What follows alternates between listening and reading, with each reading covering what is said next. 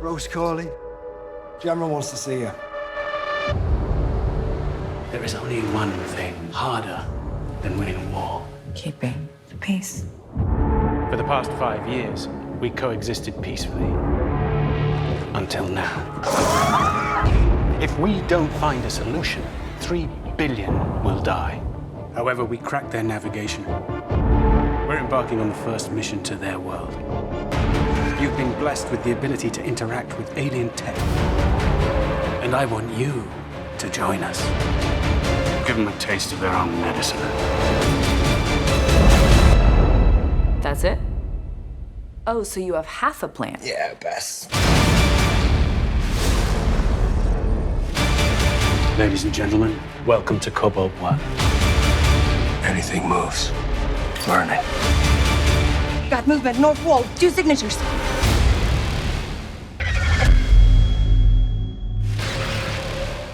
What is it? They're surrounding us.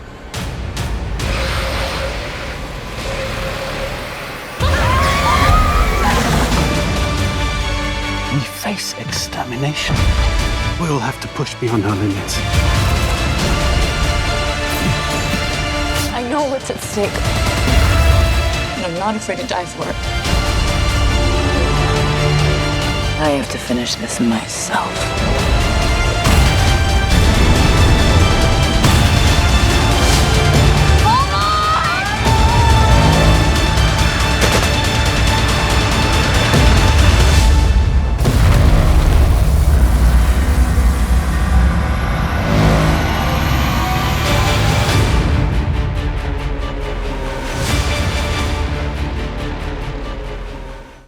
Actress Lindsey Morgan is likely best known for her role as Raven in TV's The 100. That series wrapped its 7-season run earlier this year. Now, Lindsey's coming to us via theaters, drive-ins, and the small screen in SKYLINES. This is the most recent film from writer-director Liam O'Donnell and the third entry into the SKYLINES franchise. This time around, Lindsey Morgan stars as Rose. She is the leader of the resistance who is sent to the alien homeworld to take the human fight to the aliens and save the remnants of humanity.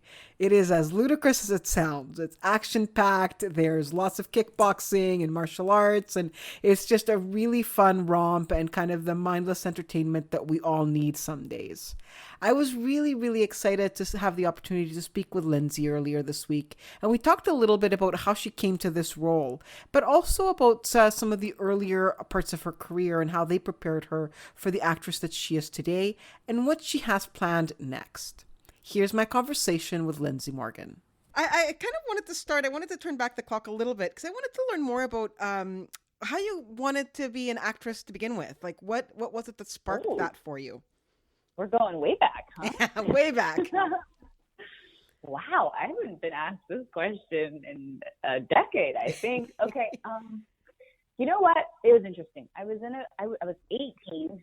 I was like, applying for college and really just on that path of like, what am I doing with my life now, And I had a lot of interest. Like I was on newspaper and the debate team. And I did a lot of mentoring and volunteering, and I was in like Model UN, and then I was in drama and art class. And so I just kind of did a little bit of everything. So I wasn't really sure what direction I wanted to go in. And I remember I was in Model UN and debate, and I had I was thinking I was going to go into politics, or, journalism, because I was writing for the newspaper and designing for it, and, one of those. But then I always have had this really artistic side of me, and that's why I was in, visual arts, but then also theater. And I remember I was getting ready for a play that I had a very small role in. I never got cast in anything in high school, okay? So for all the kids out there who aren't getting any roles in school theater, you have hope, because I was never cast in anything, ever. So I remember I finally got this very small part in a play, and it was a big deal because it was my first role. And I remember getting ready for it. and just feeling really happy and just thinking like, I could do this every day. Like, it was just this really like simple epiphany thought. And then I was like, okay, I'm gonna do this. And then like from that little seed, you know, I was double majoring in political science, and then I was thinking of triple majoring in political science and broadcast journalism and theater. But I was like, I'm gonna have theater in there, you know, as one of my double majors. And then while I was doing theater, I got an agent in Austin where I was at school, and then, you know, I was booking commercials, and then I got really close on a role for Friday Night Lights, and I was just kind of like, you know what, this is where my passion is leading me. And I felt very much like politics can be a very dirty world, very, you know, it can get really ugly, and I felt like it wasn't always the best way to help people. And I felt like art, especially the theater arts, has this way of connecting people and inspiring people and just reminding people about, you know, what's the most important thing, and that's humanity, and that's our journey and our human spirit. And so it just felt like a very pure thing that I could do, and, you know, hopefully help better the world by just making some people happy and myself happy. So I'm curious, how do you get from theater to something like, I wanted to start with General Hospital, because there's this mentality when people think about soap operas that it's this thing that kind of people watch on the sly. You never really admit to being a fan. But for the actors, I mean, it's such an interesting start to a career, because it's so intense. You're like shooting every day. There's so much going on. I'm curious about how that experience on General Hospital kind of helped, or maybe didn't, you know, your future roles. Thank you for knowing that. So many people don't realize how difficult soaps are. Soaps are like the boot camp of acting. Like, and for me, the soap was like my first big job. You know what I mean?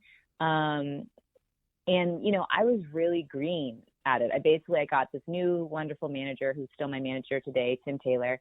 It was my third audition. I think I was with him for 2 months. And then I booked it, and you know, it was a big deal for me back then, because it's a contract role. Suddenly, you know, it's stable work. Suddenly I'm making money to support myself with just acting. You know what I mean? And it's a big deal for a young actor, because there's only 3% of actors working in our entire industry at any time. So I was like, oh my gosh, I made it, you know? But I didn't know, I'd never seen soaps. I didn't know what was in store for me. And, you know, it was it's a complete boot camp. You know, you're putting on basically a different play every day. You know, and it really was it really was a sink or swim moment where I just got thrown into the deep end. And, you know, I look back on my days on the soap, and, I have a lot of compassion for young me, not knowing anything and just, you know, trying her hardest. But, you know, I'll be honest, I won't say I did my best work on the soap. I didn't know what I was doing half the time. And then, you know, the other half the time, you're just so tired because you don't know, because you don't have these muscles yet, you know, that these other actors do that are really, you know, established. And so you're just kind of struggling, and you don't know who to ask for help. And like, I felt very much like I just had to like figure it out. And you know what I mean? And, you know, even when you're not ready, you got to film. And so, and you get like one take. And so they're filming, you know, so much of me in the soap was me learning. And unfortunately people had to see that in their homes, me learning on the job. But, you know, it taught me a lot about resilience and stamina, but it also taught me, you know, that I can ask for help, and that I can, I'm not alone on in a production, and I can reach out to people, and if I, you know, get help, and if I am struggling, you know, say something. I was just really scared of being, you know, that actor. It was like, I'm scared, or admitting I couldn't do it, or, you know, scared that my scenes weren't good. But, you know, we're all young. We all have to learn. We all have to fail and get up again and learn to persevere. And, you know, and then I still look at the soap and I'm like, yo, for a young kid who just moved out here on a whim with, you know, without her family and no support, and, you know, I did okay. So. And I mean, that that opened a lot of doors for you, and you ended up on the 100, which was a huge success, and which is where most people, including myself, first saw you. And you know, it's not surprising looking back now, having rewatched some of the earlier seasons, why you quickly sort of became a favorite and, you know, a highlight of the show, really. And I'm curious about that change, because now, I mean, you've made a number of different genres, but, you know, now between the 100 and the Skylines, you've become sort of like this action heroine. This is Lindsey Morgan, the ass kicker, which I think is amazing. And I'm curious about like the preparation, and these things kind of tie in together, I think, for me. But the preparation of being sort of like an action star, and you had already done a little bit of that on the 100. But I'm curious about preparation for Skylines and how that maybe was different. Were you already kind of in shape? Did you what was the process of getting into that role like? I mean, the uninteresting, sad truth of it was I didn't do much, unfortunately, because it was funny. You know, the movie went through some phases to where, you know, it was gonna go, and then it wasn't, and then the movie wasn't happening, and then maybe like 2.5 weeks before I left to go film, it was back on. You know, so I didn't get to prepare as much as I wanted to, but, you know, I am kind of a perfectionist, so it was a good lesson for me to learn, like, you know what, sometimes we're not prepared. Again, like the soap opera, I'm not always going to be as prepared as I want to be, but that can't stop me, and I got to go. You know, and luckily I have fight training. I've trained in Thai kickboxing, Muay Thai for the last like 5 years, just on my own as like kind of a hobby. You know, on the 100, I was really inspired by all the action of it, and I wanted to be part of it. But if you've seen the show, you know I get paralyzed in season 2 at the very beginning. So I kind of, you know, I was benched for a lot of those action sequences, you know, which I was really jealous of. You know, I loved Marie and Octavia and all the stuff she got to do. She was so awesome, and I was like, man, I just want to do that. So I kind of went out on my own and got training and learned, and, you know, it's really paid off, and I got to actually utilize that in this film, and it just kind of excited me in the sense of like, oh, this is something I enjoy and want to do more of. So yeah, it was just kind of a blending of passion. So it all worked out great. I'm curious how you came to Skylines to begin with. I mean, your little appearance in Beyond Skyline was so small. Did you have an inkling that you were gonna this was going to be the next couple of years of your life, more or less? Zero clue. Again, it was so funny because I don't know if a ton of people know, but my journey to Beyond Skylines, the second one, you know, they had finished filming the movie. The principal photography was done, and they were testing it, you know, testing in audiences. And a lot of people, from what Liam O'Donnell, the creator, writer, director, told me, is that a lot of people were very interested in Rose and wanted to know more about Rose. So he got this idea. He's like, okay, what if I put these little flash forward future vignettes of Rose, of what she kind of grew up to be in the movie.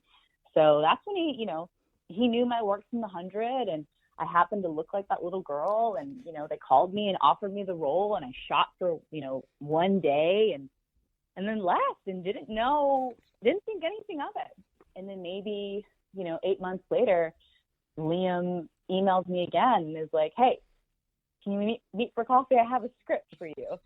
And, you know, it was such a compliment, but he basically said, he's like, you know, after we filmed that day and I saw you working with, you know, your brother, Trent, he's like, I was just really inspired. And I was like, this could be where the next one goes.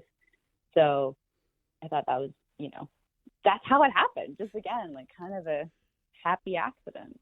Very grateful for. We're running a little short on time, so I wanted to touch base a little bit on what's happening with you now, because you've got a new TV series. And Yes. I think it's really fascinating that you're not just concentrating on acting. I mean, you have a new TV series. You've done a little bit of directing. You have a vitamin brand. What's next for you? I mean, this is so exciting. Babies. I would like a family in a couple of next 2 years or so. So I am thinking about family.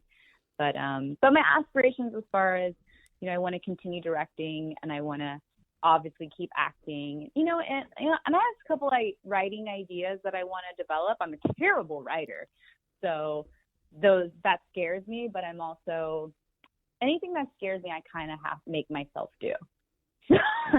So I'm hoping to, just keep being creative and stretching and growing and, playing. Can you tell us a little bit more about the show that you're on now?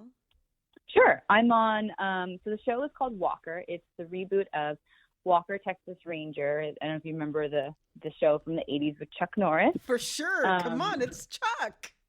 I mean, yeah, if you don't, come on, you've been living under a rock. It's a disgrace. But with that said, our show's completely different. It's nothing like the original. I was even told not to watch the original because they didn't want me to get any ideas. So it's a completely new reimagining of Walker, and Cordell Walker is a Texas Ranger played by the awesome Jared Padalecki, and it's kind of just about his life, and he's a recently widowed father and has lost his wife in kind of this really mysterious way, and it's him grappling with trying to figure out possibly who her murderer was or her death, and also being a present father for his children, and just kind of reconciling with, who he is now as a man and as a ranger. And my part, I play Mickey Ramirez. I'm one of the first female and Latin rangers in like the whole squadron and in the history of Texas Rangers. And my character really kind of battles through the obstacles of, being in that space a woman and a minority woman, a woman of color would face. And, Mickey is strong and smart and very perceptive, but also a change maker. And she wants to make positive change in law enforcement and, in the state of Texas and culturally. So she's hoping that she could be a liaison of that change and, kind of bridge the gap of, opposing views. Very timely on a number of different topics there for sure. Yeah, but what's crazy is, we didn't, when they're developing the show, it wasn't really, none of all those, Black Lives Matter movement or, reform in the police didn't occur. So it's kind of it became an interesting timing, but I'd say, the show and the script is written before those movements happened in our world. Wow. Well, congratulations. I'm excited to see that. I'm excited to see what else you have for us next. And I can't wait to see you in Skylines 4 because it's going to happen. It has to happen now. Thank you so much. And that was my conversation with Lindsey Morgan. Vertical Entertainment will release Skylines in select theaters, drive-ins on demand, and digital on December the 18th.